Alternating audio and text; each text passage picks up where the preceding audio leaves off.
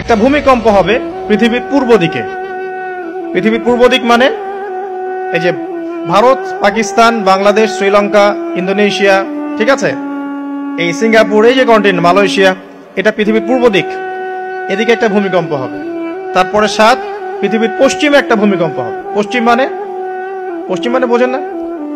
পশ্চিমা বিশ্ব না, সৌদি আরব না, পশ্চিমা বিশ্ব, ব্রিটেন, ফ্রান্স, জার্মানি, তারপরে রাশিয়ান কন্টিনেন্ট, হ্যাঁ, ইউক্রেন, এদিকে আপনার আমেরিকা, এই পুরো পশ্চিমা বিশ্ব, এখানে একটা ভূমিকম্প হবে বড়। এবং এগুলো এমন হবে যেগুলোতে ভূমি মাটিতে ধসে যাবে, মাটিতে ডুবে যাবে। ভূমিকম্প না, ভূমিধস। 8 পৃথিবীর মাঝখানে মধ্যপ্রাচ্যে একটা ভূমিকম্প হবে, যেখানে আমাদের সো কল্ড আমিরুল মুমিনিনরা থাকে, এদের এখানে একটা ভূমিকম্প হবে ইনশাআল্লাহ। আর 9 ইয়েমেন থেকে একটা আগুন বের হবে।